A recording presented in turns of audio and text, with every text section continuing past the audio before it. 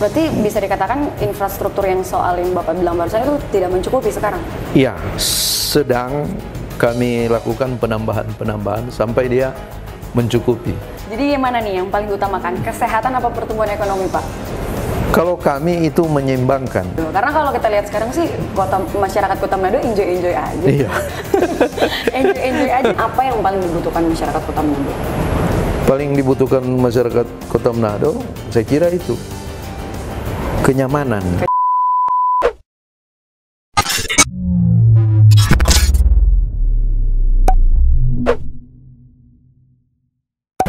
Saya izin buka masker ya, Pak ya? Iya. Oke, Bapak Dr. Richard Sualang, Wakil Wali Kota Kota Manado periode 2021 sampai 2024. Kalau dihitung-hitung sih Pak, sebenarnya menjabatnya baru mau 1 tahun ya sebenarnya. Iya. Karena dari Mei. Yang dilantik kan bulan Mei 2021, jadi ya kurang lebih baru mau 1 tahun gitu. Iya. Tapi bentar-bentar, yang saya salfok nih Pak ya sebenarnya, sorry nih Pak, kan Bapak gelar awalnya tuh dokter ya. Iya. Dokter. Tapi kok nyemplung di dunia politik gitu. Kalau nih gengs, kalau kita ikut perjalanan karirnya Pak Richard di dunia politik nih, pernah jadi Dewan Perwakilan Rakyat Kota Manado 2 periode malah.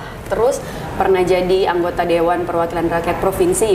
Sebelum akhirnya jadi wakil wali kota Kota Manado.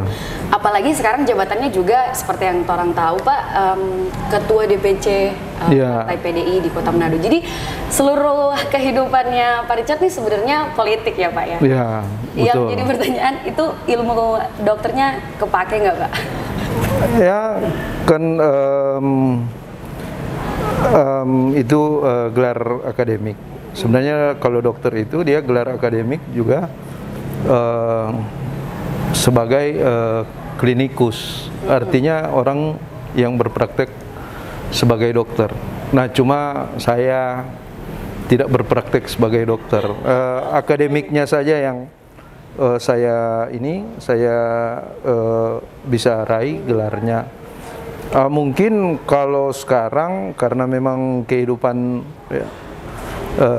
full di politik, jadi kita kira ada hal-hal di mana di kedokteran sebenarnya lebih berpikir logis, ada sistem berpikir yang bisa diterapkan dalam kehidupan dan juga dalam kegiatan politik.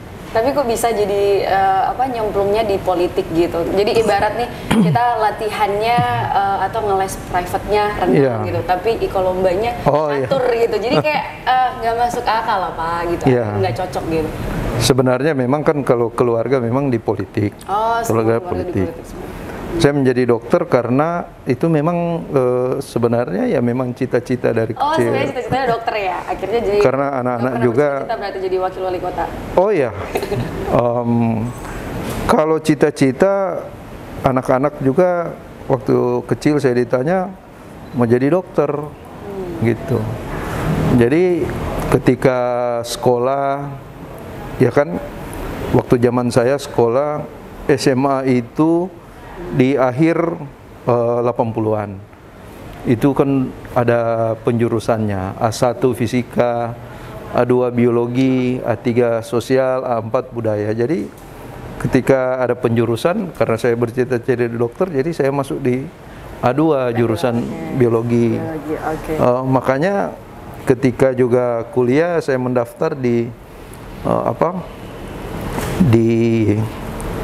Universitas Samratulangi. Waktu itu kan sistemnya UMPTN. Pilihan saya kedokteran umum. Ya jadilah saya kuliah di situ. Berarti memang kalau belajar politiknya sendiri dari keluarga ya Pak ya? Iya. Bukan memang benar-benar sekolah politik gitu ya? Jadi sementara kuliah pun ya sudah tidak asing lagi dengan aktivitas politik. Tapi Bapak ini gaul banget loh ya, jadi kayak bisa dikatakan milenial lah ya, karena Pak Richard ini aktif banget di media sosial gitu ya, yang kita lihat, terus terjun banget di masyarakat, sering buat inspeksi begitu mendadak gitu di lapangan. Dan bahkan kalau di media sosial tuh sering repost postingan dan bahkan di kayak Instagram Kota Manado, Explore Kota Manado tuh Bapak di-mention, pasti dibales kan sama Pak Richard kalau ada masyarakat yang minta perhatiannya di media sosial gitu. Dan bahkan saya aja ngajak ngobrol santai bareng Tasya kali ini di jurnal Tasya tuh langsung direspon. Masih banyak loh sebelumnya Pak udah diajak ngobrol santai gitu bareng Tasya. Oh ya Pak, kalau mau dihitung itu kan tadi kita hitung udah mau 1 tahun nih menjabat di Kota Manado. Terus selama udah mau 1 tahun ini, kira-kira yang Pak Richard buat sama Pak Andre untuk Kota Manado apa aja Pak? Izin saya buka juga biar masker. Kelihatan lah gitu, milenialnya. Sebenarnya kan yang tentu yang kita kerjakan itu adalah visi misi kita ketika mencalonkan diri jadi wali kota maupun wakil wali kota. Setelah terpilih itu yang kita jalankan. Pak Andre dan saya tentu sebelum kita mencalonkan juga kita kan udah cukup mengenal dari satu partai, kemudian juga menjadi anggota DPRD Provinsi Sulawesi Utara bersama-sama. Pak Andre ketua DPRD, daerah pemilihannya pun kita sama, Kota Manado. Jadi setidaknya ada hal-hal yang menjadi bagian dari kita berdua yang menjadi satu tujuan ketika kita ditugaskan partai untuk menjadi calon wali kota dan wakil wali kota.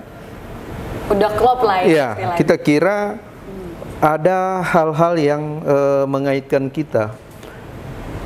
Misalnya tentang permasalahan Kota Manado, karena kita anggota DPRD, kita juga sering melakukan reses, kita juga tinggal saya dan Pak Andre kan lahir dan besar di Kota Manado. Jadi benar-benar tahu. Jadi kita mengetahui apa permasalahan di Kota Manado.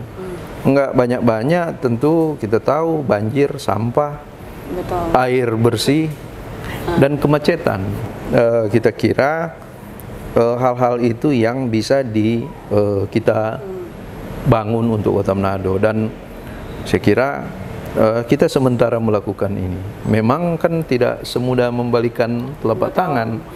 Apalagi kita apalagi di masa pandemi ya, di masa pandemi, kemudian masa jabatan kita singkat. Lebih singkat, betul.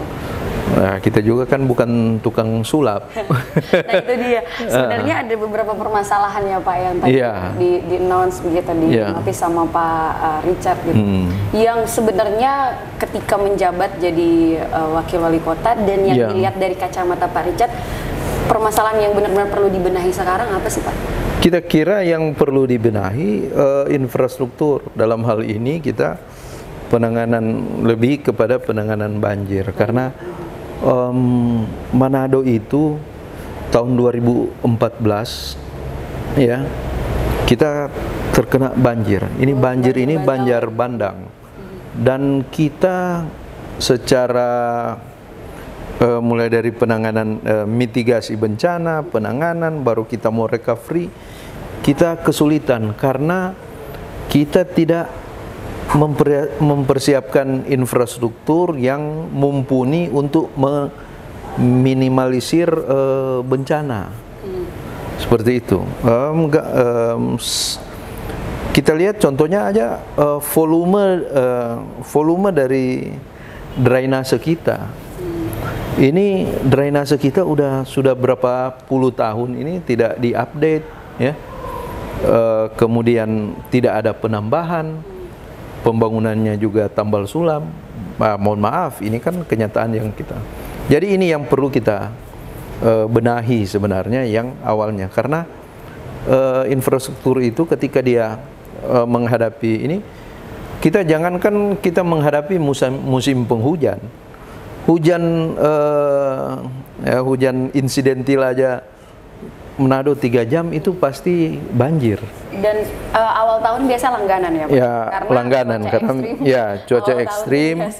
La Nina itu kan di awal tahun sampai bulan Maret, April. Sampai banjir rob loh kemarin ya, di ini kawasan Megamas gitu. Dan makanya kita Tasya kita perlu infrastruktur yang mumpuni, karena kalau tidak ini akan mempengaruhi masyarakat. Masyarakat langsung akan merasakan itu. Tapi ya, masalah infrastruktur yang Bapak bilang sementara dipersiapkan kah atau seperti apa? Sekarang kita sudah mengakses bahwa permasalahan ini sangat kompleks dan kita butuh semua pihak yang berkepentingan dengan sinergitas lah ya. Sinergitas, betul. Kita nggak bisa membangun, mengerjakan tanpa adanya perhatian dan bantuan pemerintah pusat. Tidak bisa tanpa akses dan rekomendasi yang diberikan pemerintah provinsi. Tidak bisa juga tanpa kita mengharapkan mereka. Kita juga harus mempunyai pendapatan asli daerah yang bisa kita gunakan untuk pembangunan. Ya, saya kasih contoh penanganan banjir di satu kelurahan. Ketika pemerintah pusat turun tangan, dia kan pemerintah pusat sini ada balai-balai dari Kementerian PUPR yang membidangi wilayah dari provinsi. Ketika pemerintah pusat melalui balai-balai ini melakukan perbaikan penanggulangan banjir di satu kelurahan, itu bisa 60% persoalan banjir kelurahan itu selesai. Nah, kita pemerintah provinsi juga kalau dia membantu bisa menyelesaikan 30% ya dari permasalahan banjir kelurahan itu. Kita saja 10% sudah selesai. Jadi memang sinergitas agak diperlukan ya. Ini sementara berjalan. Kalau saya lihat ya keliling-keliling Kota Manado ada pekerjaan-pekerjaan besar yang sudah dilakukan ya di bagian Danau Tanah. Ini juga akan dimulai revitalisasi sungai sebagai bagian penanganan banjir. Banjir di kalau bahasa Inggris istilah di proposal itu urban flooding. Oke. Tapi kalau saya pengalaman sendiri nih lihatnya di lapangan Pak Richard, yang di daerah Tuminting, Tanjung Batu, itu kan masih banyak nih Pak rumah-rumah warga yang tinggalnya di bantaran sungai. Menurut Bapak gimana sih solusinya? Perlu nggak relokasi? Saya kira ini yang akan kita lakukan bersama-sama dengan pemerintah pusat, balai, yaitu merelokasi masyarakat yang ada di pinggiran sungai. Kalau kita lihat perkembangan Kota Manado, kota-kota juga di seluruh dunia, ini sungai kan dari sejarah peradaban manusia ini, sungai ini adalah sumber kehidupan. Ya, tapi kalau tinggalnya di pinggir sungai Pak, sungainya udah sempit gimana? Ya, kita melihat sejarah ini sungai ini sumber kehidupan. Peradaban kita mau baca buku yang Yunani, ya kan, mau sejarah itu peradaban ada di sungai. Tapi sekarang dengan perkembangan zaman, dengan pertambahan penduduk, ya seringkali sungai jadi bukan sumber kehidupan, sekarang saja sumber malapetaka. Iya kan? Nah, makanya kita di Manado ini kita bersyukur juga support dari pemerintah pusat dan pemerintah provinsi ini sangat signifikan untuk mengatasi banjir. Jadi ada revitalisasi sungai. Nah, ini mau tidak mau masyarakat di sekitar sungai ini harus kita relokasi. Tentu dengan mekanisme ganti untung sekarang istilahnya juga untuk membayar lahan-lahan dan bangunan milik masyarakat itu dilakukan oleh pemerintah, dan ini kita bersyukur tahun ini sudah mulai. Dan sebenarnya masih butuh proses juga ya Pak. Oh iya. Seperti Bapak bilang tadi ya, seperti membalikan tangan gitu. Perlu juga edukasi ke masyarakat, itu penting ya. Iya. Jadi kita edukasi ke masyarakat. Edukasi ke masyarakat bukan kita cuma sekedar menyampaikan menyampaikan bahwa ini di pinggir sungai akan banyak masalah, kita perlu relokasi, tolong dibantu masyarakat. tapi ada sebenarnya kita merubah kultur. Ya, kalau kita sampaikan kepada masyarakat jangan membuang sampah secara sembarangan, termasuk di sungai, ya kita kira ini yang kita mulai dari bawah, tapi itu harus kita lakukan. Kalau enggak, ya kita juga akan tetap bermasalah dengan sampah. Ini sampah kan kota Manado, di kota manapun akan selalu memproduksi sampah. Itu penanganannya ini yang perlu kita atur. Termasuk ketika kita mengedukasi dari awal jangan membuang sampah sembarangan, termasuk juga di sungai. Relokasi berarti jadi satu solusi pertama ya untuk penanganan banjir. Nah, kemudian juga sampah tadi Pak Richard. Sebelum saya kesini nih, saya sebenarnya tampung beberapa pertanyaan dari netizen ya kan Pak. Banyak nih warga Kota Manado yang juga cukup mengeluhkan bahwa banyak mereka yang bilang sampah yang mereka buang dari rumah, biasa kan taruh di depan rumah nih Pak, terus ada motor sampah kan, kepala kelurahan yang ngambil. Udah beberapa hari dibiarkan Pak, tidak diambil gitu. Akhirnya hujan masuk ke selokan, banjir Pak. Jadi penanganannya seperti apa sebenarnya? Penanganan sampah, yang sampah rumah tangga, ini dari awal ini kita selalu bermasalah dengan collecting. Ini collecting, mengumpulkan dan mengangkat. Nah kita membangun sistem ketika kita mempunyai aparat pemerintah di lingkungan-lingkungan, mereka yang akan turut membantu. Kita juga punya petugas sampah di kecamatan-kecamatan yang kita sebar ke kecamatan-kecamatan. Tugas mereka itu collecting, mengangkat sampah. Dan ini setelah itu kan ada motor, ada truk-truk sampah yang membawa ke TPA. Nah ini sistem ini kita kira masih dalam pemutakhiran. Maksudnya pemutakhiran, kita sudah menemukan cara yang tepat untuk collecting.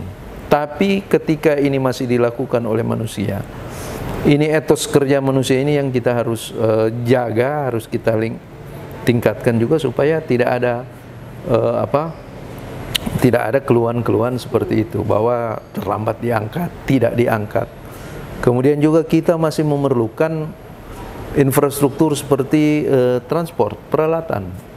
Kita harus melayani 504 kelurahan, lingkungan, 87 kelurahan, 11 kecamatan. Berarti bisa dikatakan infrastruktur yang soal yang Bapak bilang barusan itu tidak mencukupi sekarang?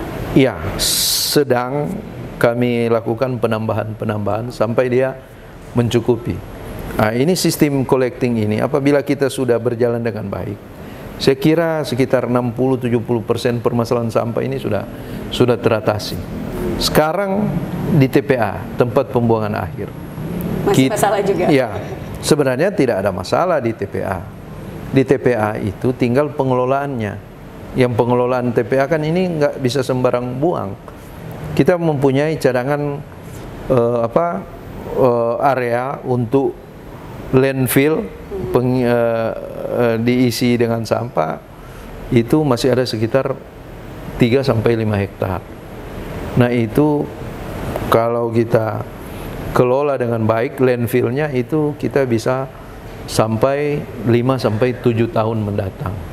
Nah ini menghadapi itu, pemerintah pusat kan sudah membuat TPA terintegrasi di Iloilo Wori. Nanti akan digunakan Kota Manado, Minahasa Utara, Bitung, dan Kabupaten Minahasa. Nah itu pengelolaannya nanti bagaimana pemerintah pusat, karena itu sekaligus karena dia terintegrasi, pengelolaan sampah itu bisa sampai menghasilkan tenaga listrik. Begitu. Selain tadi banjir, berarti solusinya kan kalau sampah kan sudah ada solusi baru dari pemerintah nih, dibuat TPA baru. Gitu. Untuk penanganan banjir, lokasinya juga. Salah satu juga masalah di awal tahun kan biasanya tuh longsor ya Pak ya, kalau hujan deras. Gitu. Apalagi banyak di Kota Manado tuh daerahnya masih perbukitan, seperti di Taas gitu. Manado udah makin padat nih Pak, jadi penduduknya udah makin banyak gitu. Banyak yang warga-warga bikin rumah di perbukitan, gitu. Akhirnya hujan longsor yang mungkin tidak ada pilihan lain, Pak. Kalau itu ada nggak sih peran dari pemerintah, kebijakan bagi mereka yang di padat penduduk itu untuk menghindari bencana longsor? Kita bersyukur. Ini hal yang perlu kita syukuri juga karena memang kontur perkotaan Kota Manado ini kan berbukit-bukit. Dengan pertambahan penduduk seperti yang Tasya katakan, ya tidak heran kalau banyak penduduk yang ini kontur. Kita dalam hal ini pemerintah, dalam penataan kota kita bisa membuat infrastruktur untuk pencegahan longsor. Misalnya tanggul-tanggul. Tapi kita juga bisa menghimbau mereka untuk mendapatkan lokasi perumahan yang lebih aman. Ini kita himbau terus. Karena di Kota Manado, Tasya, dari 87 kelurahan, itu 76 kelurahan itu yang berstatus rawan bencana. Betul. Apalagi itu minting. Makanya kita pikir ya tetap kita harus menghimbau. Tapi kita tidak bisa pungkiri juga ya, karena masyarakat juga butuh tempat tinggal. Kita juga bisa mengenforce dengan aturan-aturan. Misalnya kita tidak akan mengeluarkan izin mendirikan bangunan di yang ini, sementara kita sudah melakukan seperti itu. Jadi sebenarnya udah banyak sih upaya yang dibuat oleh pemerintah walaupun belum 1 tahun nih menjabat gitu, dari mau penanganan banjirnya gitu. Terus kalau dari Pak Richard nih selama jadi wakil wali kota menjalankan pemerintahan di Kota Manado di tengah pandemi seperti ini, tantangannya kan pasti beda nih Pak.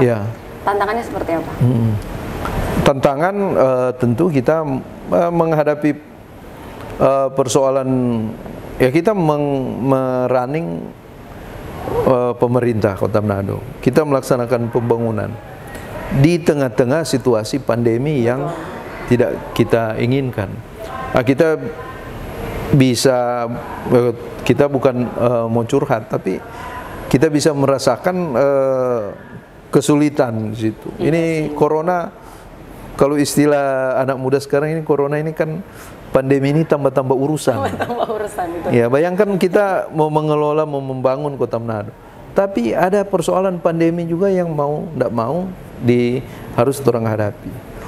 Ya, kita tentu Pak Wali Kota dan saya berpendapat bahwa keselamatan masyarakat itu kan hukum yang terutama bagi siapapun yang jadi pemerintah. Keselamatan masyarakat yang dipimpinnya ini yang lebih utama. Nah, kita ada 2 sisi yang harus kita hadapi. Bahwa untuk menjaga masyarakat dari corona, sama ekonomi ya Pak? Sama ekonomi, agar masyarakat tidak kelaparan. Jadi yang mana nih yang paling utamakan? Kesehatan apa pertumbuhan ekonomi Pak? Kalau kami itu menyeimbangkan. Kita nggak bisa, ketika kita berperang di 2 front, kita harus siap bahwa kita akan menghadapi 2 front. 2 front, strategi dan taktik itu harus seimbang. Karena kalau kita jebol di 1 front, akan mempengaruhi front yang lain. Dan kita pasti ya kalah. Kalau Pak Richard lihat seberapa berdampak nih masyarakat Kota Manado? Karena kalau kita lihat sekarang sih masyarakat Kota Manado enjoy aja. Iya.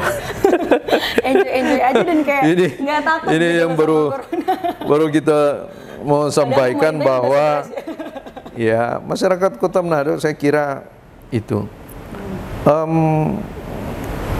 dalam satu komunitas masyarakat seringkali kita tidak menyadari potensi-potensi masyarakat komunitas ini sampai ketika benar-benar diuji.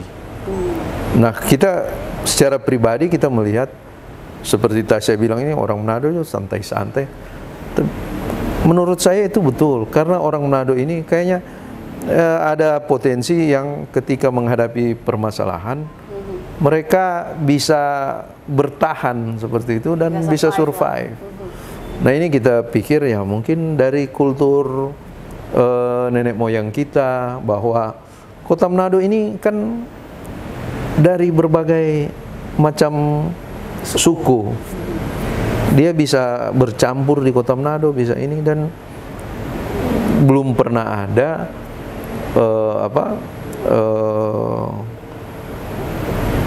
insiden, belum pernah ada yang seperti kerusuhan-kerusuhan begitu yang eskalasinya besar. Dan kita melihat sebenarnya ini yang menjadi potensi Kota Manado. Kita punya ketahanan, resilientness. Nggak kayak luar daerah ya, Pak? Iya. Marah-marah gitu. Marah-marah, kita bisa gamang. Iya.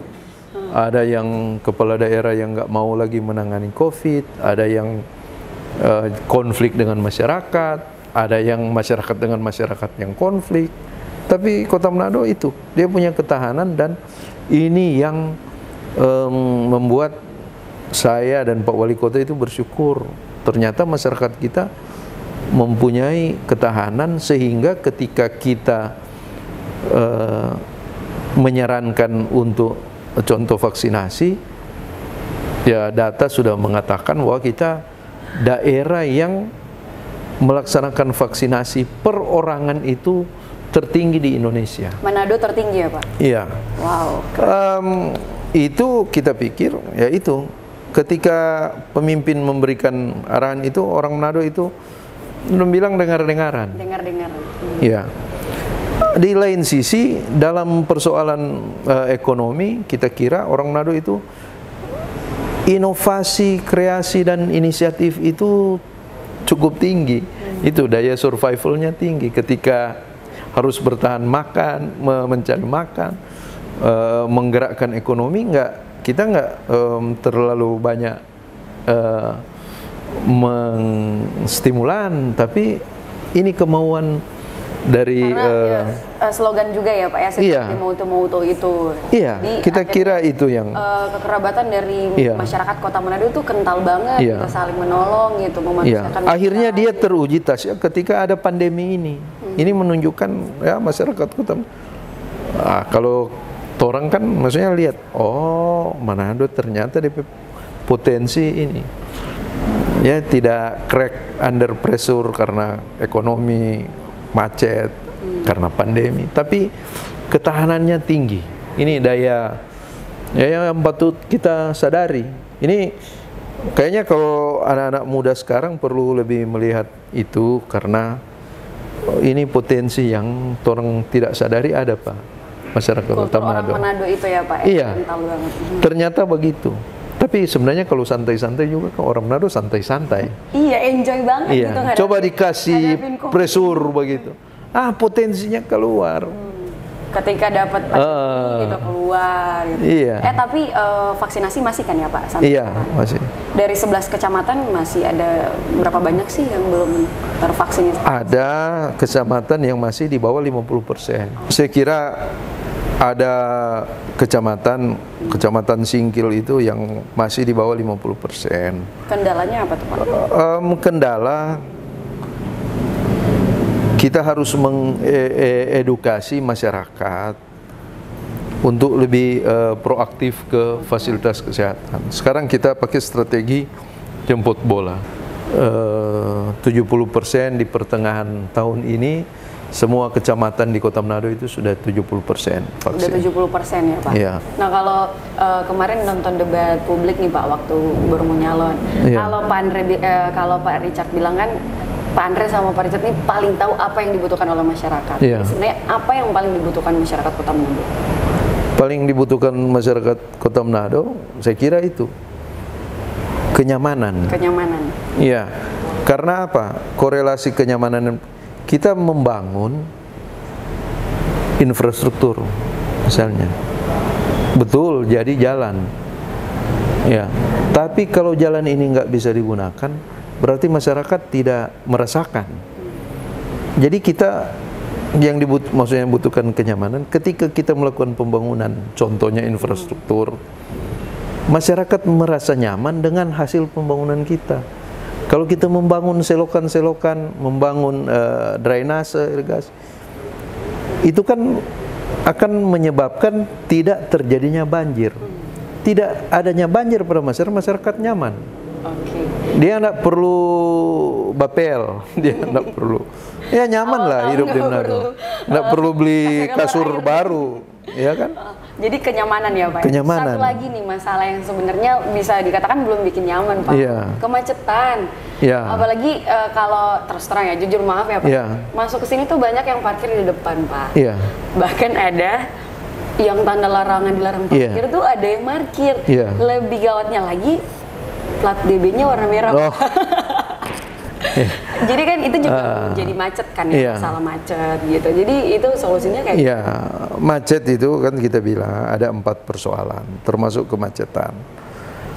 Kalau kemacetan itu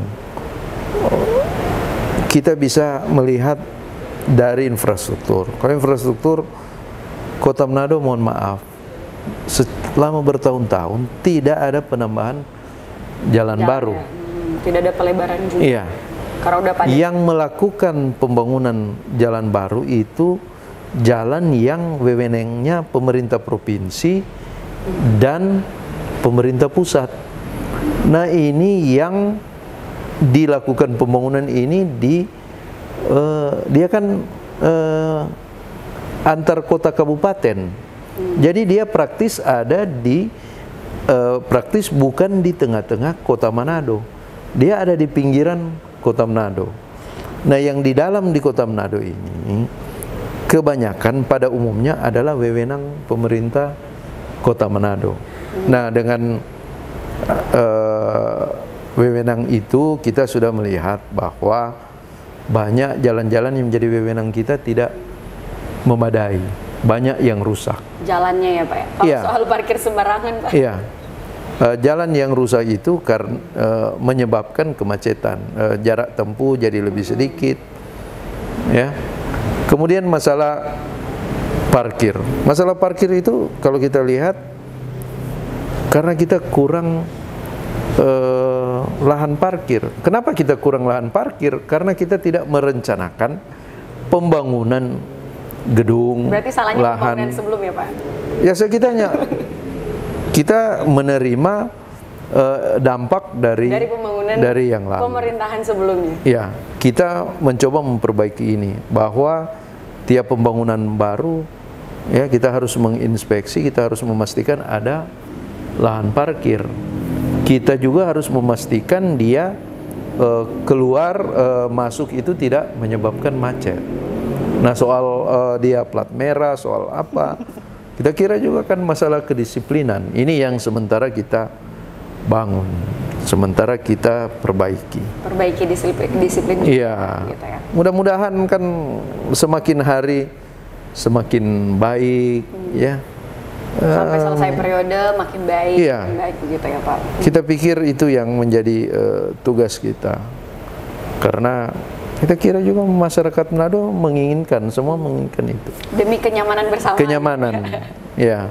Kan kalau masyarakat Kota Manado dia sudah merasa nyaman dengan hasil pembangunan yang kita lakukan, maka mereka akan lebih, maksudnya akan lebih giat, misalnya dalam menjadi pengusaha, menjadi apapun bidang mereka masing-masing.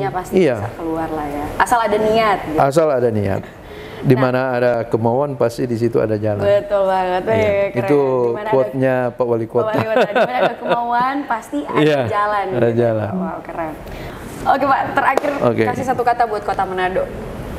Ya, Kota Manado harus terus bisa. Satu pertama, kata aja Pak. Satu kata yang menggambarkan Kota Manado apa kira-kira? Kota Manado kota yang kuat. Kota yang kuat, keren. Yeah. Bukan Kota Manado hebat ya Pak. Terima kasih Pak Richard. Terima kasih Tasya atas kunjungannya. Terima kasih sudah mau memberikan kesempatan ngobrol santai bareng Tasya hari ini. Terima kasih. Terima kasih.